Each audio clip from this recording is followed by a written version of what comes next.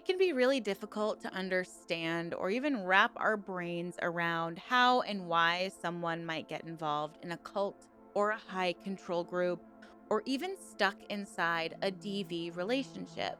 It seems to be human nature to victim shame and blame before we really try to put ourselves in their shoes.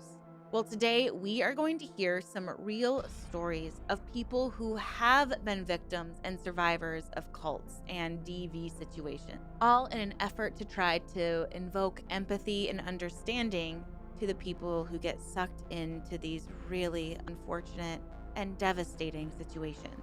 So sit back, relax, and take a deep breath. It's time to let the fresh air in.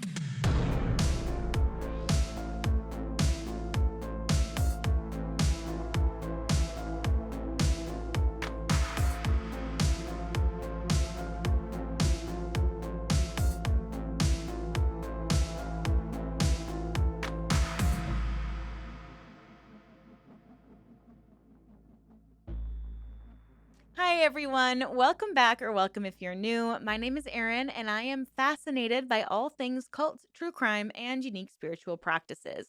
I post a couple videos on one of these topics every single week, so if you like this sort of thing, please consider subscribing. I would love to have you here. And I have a Patreon, a membership, so please check those out in the box down below. You guys, it is the year anniversary of my channel. Last year, September 30th, 2023, I posted my very first cult deep dive. Actually, I think it was Israel Keys who kind of grew up in like a white supremacist cult, but I digress. I'm celebrating a year, so I thought I would celebrate by dropping a bonus video for you guys this week. And we are going to unpack some very sad but empowering cult stories today. But first, I want to thank the sponsor of today's video, Aura. And whenever we talk about true crime or cults, our identities is a big theme, and protecting that identity is absolutely vital, especially in this digital age, because all of your information is out there online on your phone. And what's really scary is it seems that hackers may have stolen the social security numbers of every single American. That's right, even you. It looks like over 2.9 billion records were stolen from National Public Data. This is an organization that provides personal information to employers and others to do background checks. These stolen records included full name, addresses, date of birth, phone numbers, and quite possibly most importantly, your social security numbers. And usually we talk about like data brokers selling your data online, but apparently, members of this hacker group reportedly just released all that information online for free. So if you're not taking precautions online right now and you don't really know what to do, well, I've got the answer for you so you don't feel so vulnerable. I feel really safe because I have Aura.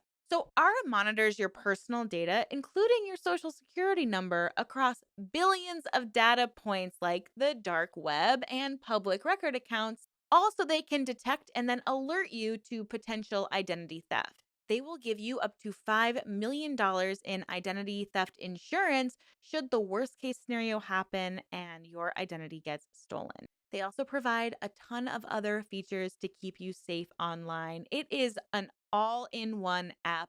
I always like to say it is full spectrum online safety. And you can get a 14-day free trial to Aura, the full spectrum online safety toolkit, using my link. It's aura.com/let the fresh Erin, and you'll get a 2-week or 14-day free trial. And that will be plenty of time for Aura to discover if any of your personal data is exposed. You can empower yourself and take charge of your online data safety. Just go to aura.com/let the fresh Erin. You'll find that link down in the description of this video for easy access.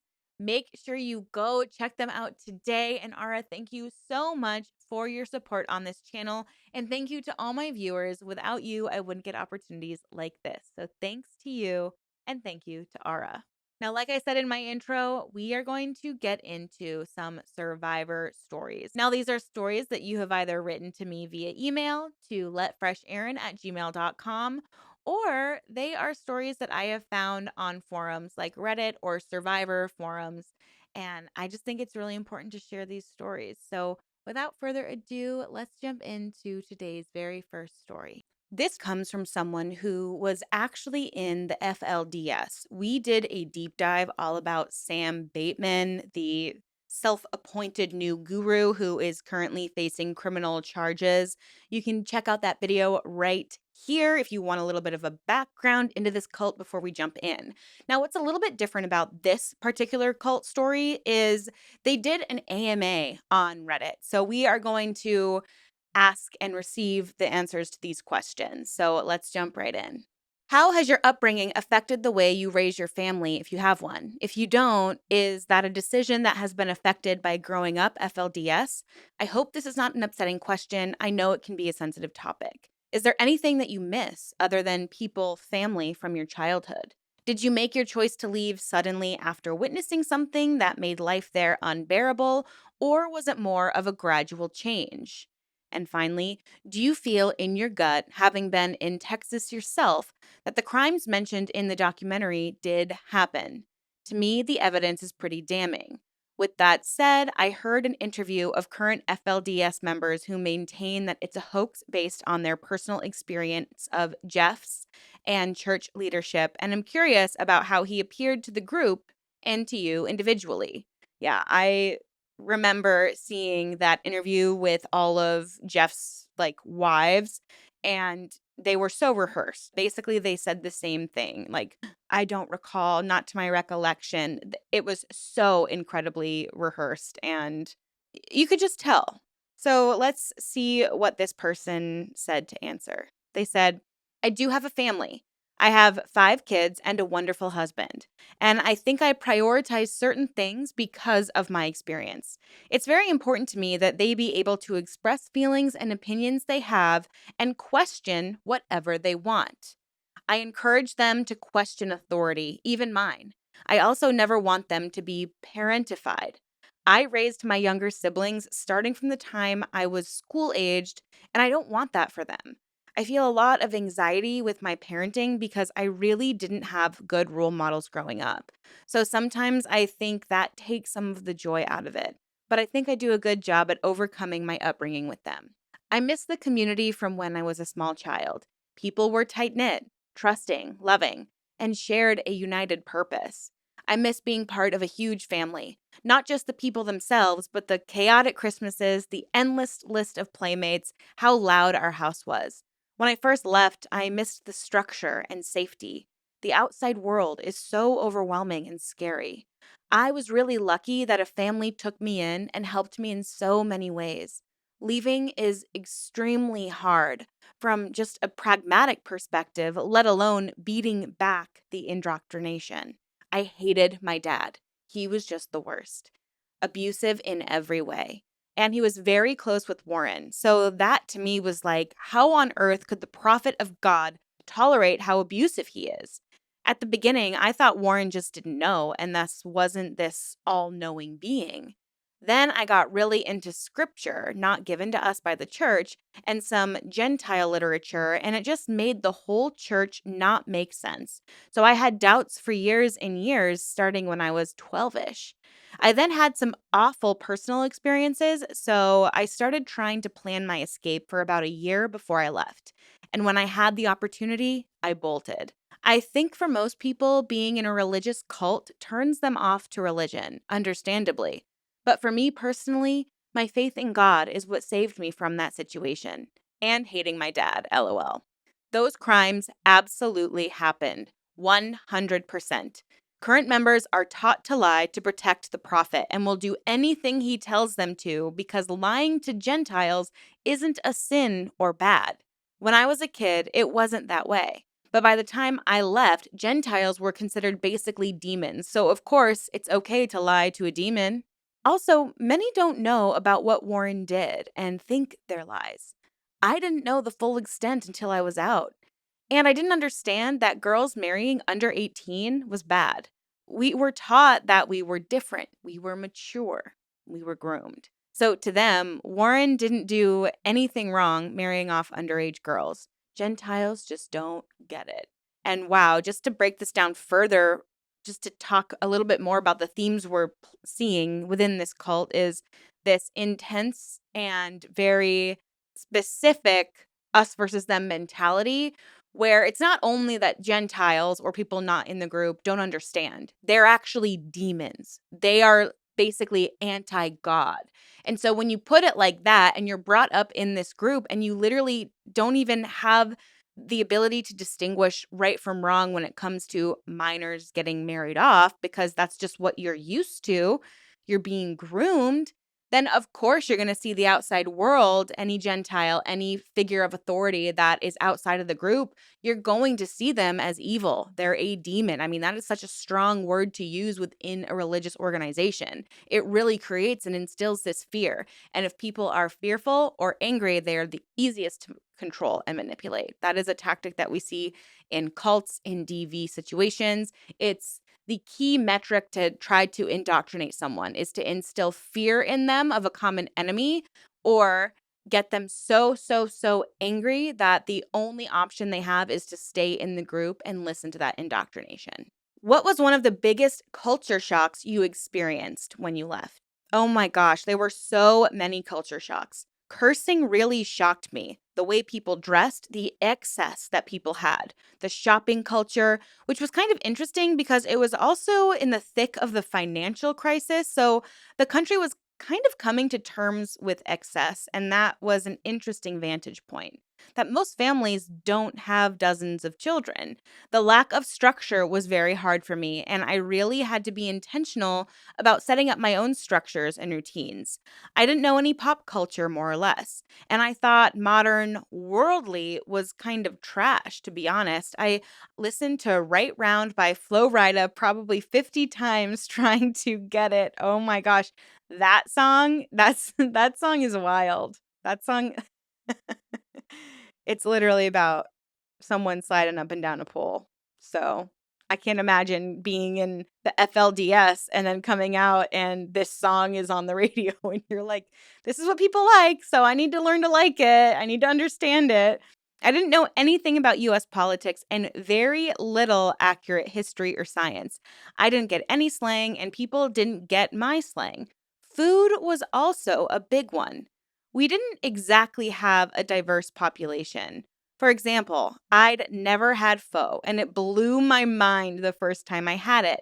People having children out of wedlock on purpose also made my head explode, lol, and dating culture in general. There was no dating in the FLDS when I was coming up. It was all arranged marriages. Oh, and arguing. Arguing in general wasn't a real thing in our culture. Certainly not heated debates, and seeing normal people engage in that way really blew my mind. When I first married my husband, he had to encourage me to disagree with him. He'd say, "No, really, you can tell me how you feel. You can have a different opinion. It's okay. You can be mad at me. It's fine." Now I tell him he's wrong all the time. Sometimes you got to tell them they're wrong, you know? I think another huge culture shock was that I got out and started attending a mainstream LDS church, and it was extremely triggering because up until Warren, the FLDS on purpose basically mirrored the LDS church, but with this one add on of still having polygamy. So things looked basically the same, ran pretty much the same, and then they became more divorced from each other under Warren. Interesting. Side note, if you've watched the documentary, the presentation is that everything was sunshine and rainbows until Warren, and that's how a lot of former members feel, but I do not subscribe to that. Rulon Jeffs married many freshly 18-year-olds and was also controlling and manipulative and a creep, and there was rampant abuse before Warren. Things just really turned and fell off a cliff with him because he was more brazen, but not because the belief system wasn't already broken. Anyway, going to a mainstream LDS church was very uncanny valley for me. There were so many things that were the same or extremely similar, but a hair off. That was probably the strangest thing for me to get used to. Were you afraid of marrying an older man? I did marry a man in his 40s when I was 16. I honestly didn't see him all that much because I was one of several wives and I avoided him, and then we were living in different states for most of the marriage. But he did assault me. Oh my gosh. And I'm extremely glad that I did not have any children result from that because it would have made things much harder. I saw that you said you were in Texas. Was that during the raid? What was life like on the Texas compound? Did you feel an extra sense of pressure being there, like you had to become more perfect? I did live in Texas during the raid and was in CPS custody briefly. The raid was honestly one of the scariest experiences of my life. We really thought they were going to kill us all. I didn't know about Waco, but learned about it a few years after I'd gotten out and was like, oh my gosh, that could have been us. Anyway, I was married most of the while I was there, so that was a really big shift in my life, outside of just being on the compound. You were even more isolated from the outside world, and we were doing more homesteading out there than in Utah. I spent a lot of time outside helping build things, pick things, wash and prepare tremendous amounts of food, and yes, there was definitely a higher expectation there. You were supposed to feel special to have been chosen to go there, and people were haughty about it. One of the most traumatizing aspects for me was that my husband's family, not that infrequently, received children from other families who were back in Utah, and now they were our children, and they'd been so hysterical and traumatized when they arrived. One girl who arrived was 4, and she had been a close neighbor in Utah, and now she was my daughter, kind of. She is now married with multiple children, by the way. There were so many awful parts of being in Texas, but that was one of the worst parts. But yes, there was definitely pressure to be extra good, and honestly, the control was even tighter there, which I didn't even think was possible. Oh my gosh. Yeah, I feel like I remember in my deep dive, or maybe it was just in my research, finding out that there were, as people were leaving the church, there were more and more kind of like unclaimed children. And also, once the mother would get on the outside and try to get access to their child, they weren't able to because of legalities and if the child was with a parent. It just got extremely complicated. And I feel like I do remember that Jeffs would orchestrate this trafficking from one state to another to hide the child away so that the mother couldn't get access and basically take the kid away, especially the women, the girls, the young children who were girls, because they were the ones that were going to marry the men, the old men. And the men wanted to accumulate many, many, many wives. It even got so bad. I've mentioned this in a video before, but if you're brand new to the FLDS, it got to a point where they started basically ostracizing the boys. They're called the lost boys, and basically abandoning the boys because they didn't want any more boys in the compound because the boys were going to have to eventually marry too. But if there were all these like young, you know, boys that were more age appropriate for the girls as they started coming of age and going through puberty, the girls would end up wanting to be with these teenage boys instead of the 80-year-old man that they were forced into an arranged marriage with. So it just is so tragic to think of like these displaced children, and all of a sudden you're supposed to be parenting this child who was more like a friend to you, and you know who their real parent is, but you're being told, no, you're a mother now. It would be so jarring and it would feel so complicated. Are there any common misconceptions about the FLDS? I think the most common misconception people have that I'd like to dispel is the same for any cult, that the people are naturally bad or weak minded or stupid, and that you'd never be a part of something like that. If it's all you know, that is your normal and your only frame of reference. Most of the members are good people trying to make the best decisions for themselves and their families, and they're being taken advantage of by an evil man and his cronies exploiting them. And ending up in a cult can happen to anyone, truly.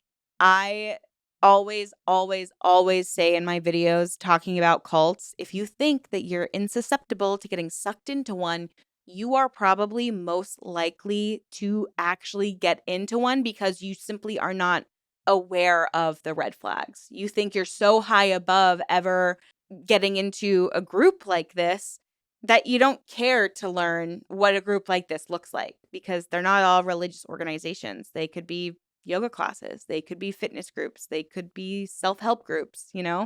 it can look like something totally different than what the most sensationalized cult groups are. And I'm so glad this person said this. Another misconception is that everything is bad. There are so many things I miss about being FLDS and the culture. I've been reflecting more on it the last few days, and I think people are typically more giving and self sacrificing in FLDS culture. Children are integrated into society more. Never being alone is plus and minus. Having clear purpose and shared, not sure what this means, but having clear purpose can be nice. Day to day life isn't hell on earth. There's always something positive about a cult. There's always something to be gained. That's how they gain a following. Because nobody knowingly goes and joins a cult. They join something good. That's what Mike Vicente always says. You join a good thing. You think you're joining a good thing. You think you're serving the planet, helping yourself. You think you're growing. You think you're possibly changing or even saving the world. And so, in an effort to achieve those goals of becoming more enlightened or helping other people or being of service or saving the world, you turn a blind eye to all the red flags, and then it just gets to be too late. And then you're fully indoctrinated, and it can be really, really difficult to actually get out. This person goes on to say, I really credit my success to all of the wonderful people in my life. I worked hard and was intentional and had a survivor mindset, but most people flounder even with all of that because they lack community. Actually, one more cultural difference. America is largely very independence focused, whereas the FLDS is very group focused. I think there's a healthy balance to be found. We are meant to live in communities, whatever that looks like or means to people. But I was lucky to be surrounded by love when I got out, and I wouldn't be where I am today without that. I love that. That is so heartwarming to hear. Someone else asks, how was daily life when you believed in it? My biological mom had some pretty serious mental health personality disorder issues, so I was actually really glad to have my father's sister wives and other moms to be my maternal figures. Life before Warren really took over wasn't that weird. Looking back, we really didn't look or act that different from most stricter LDS families of the 90s. I had a big family, and our neighbors were also an FLDS family, so we could play with them. Life was good. My dad was a jerk and my mom was a psycho, but otherwise I was surrounded by love and things were generally pretty good. After we moved to the Crick, a town in southern Utah that's basically all FLDS, life changed a lot. Our entire existence was being FLDS.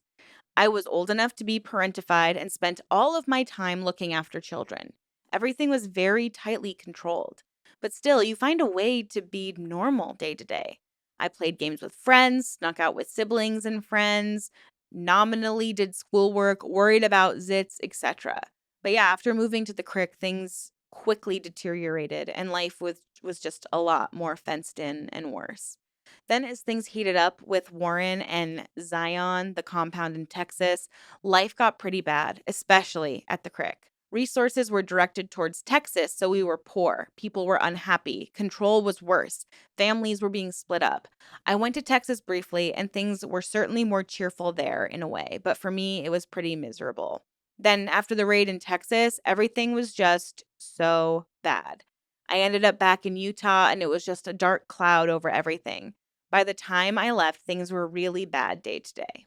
Do you know of or have heard of any other Warren Jeffs in any other FLDS sects? Like, could we hear about another polygamy ranch soon? There's the Kingston group. I think they're pretty notorious, at least in Utah.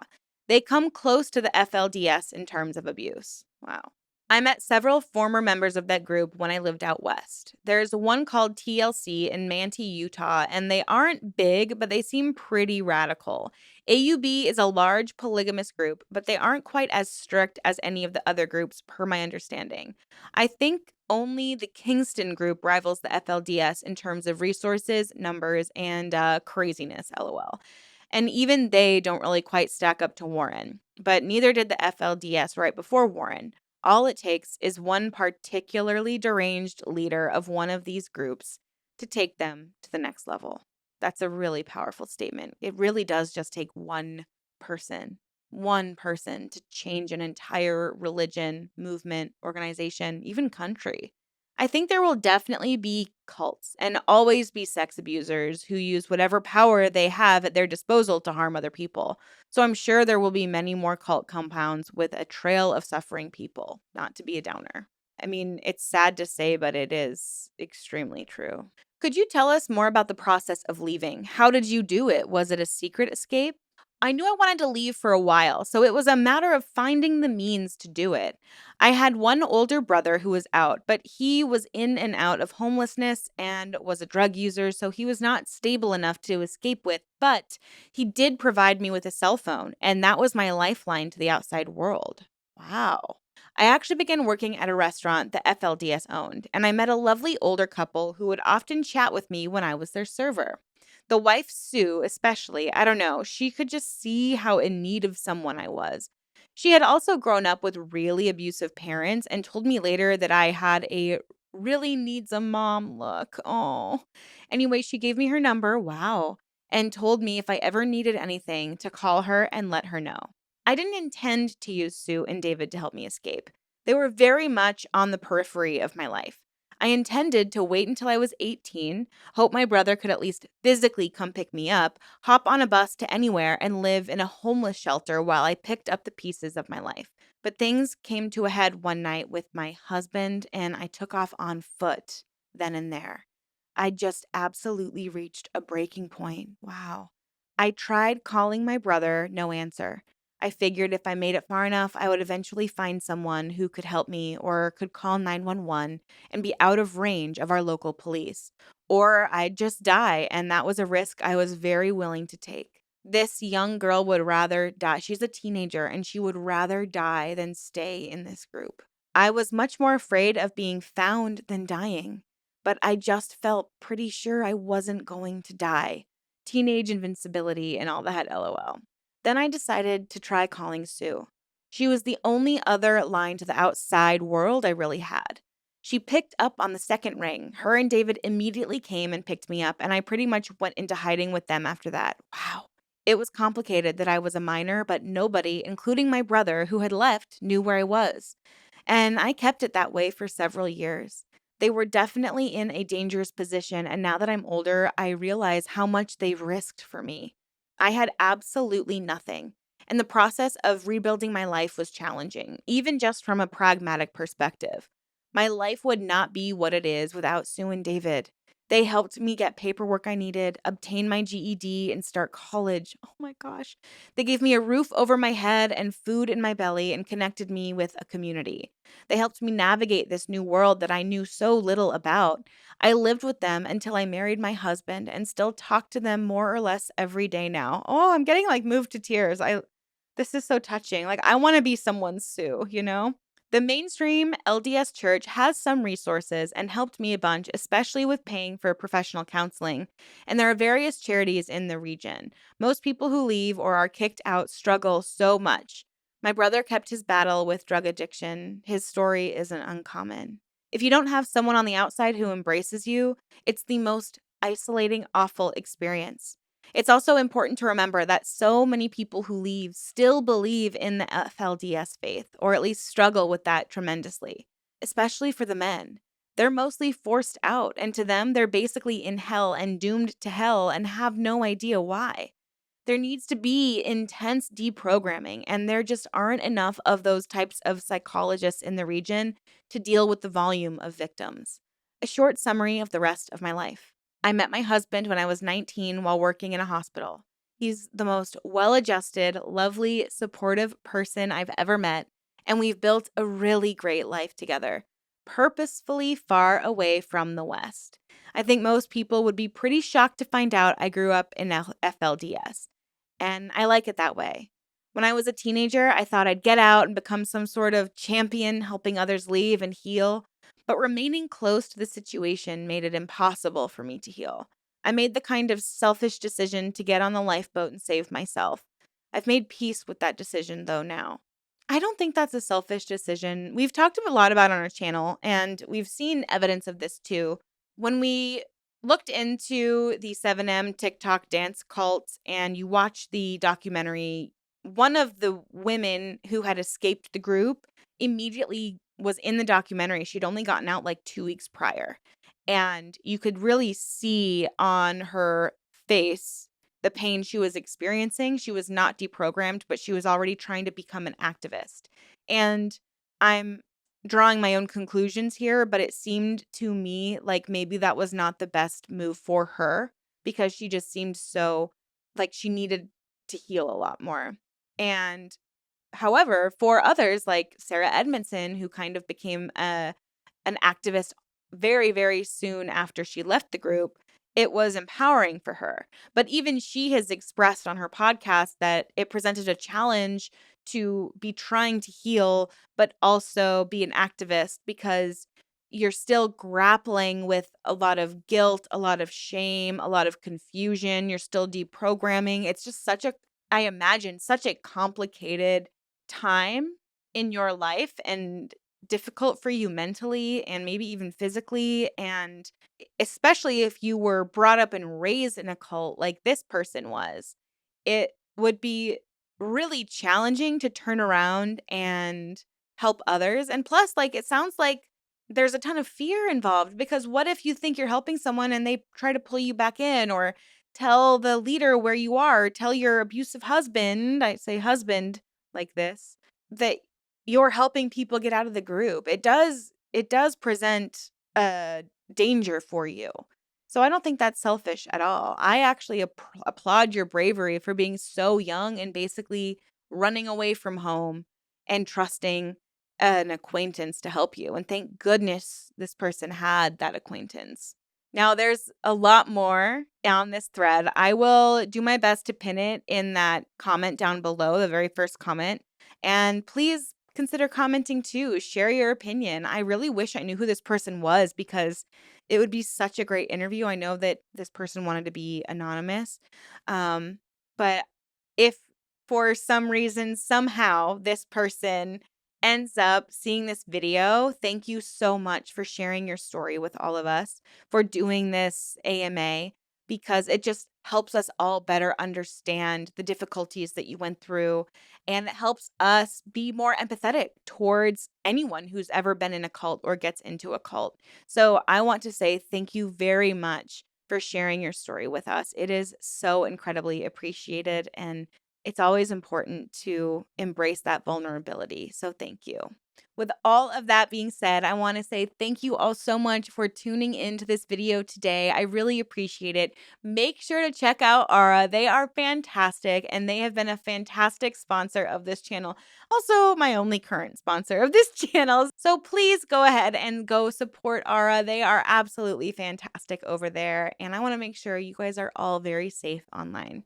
Thank you so much for tuning in today. I appreciate all your support. Stay safe out there, ask questions, and always stay skeptical. Now, until next time, bye.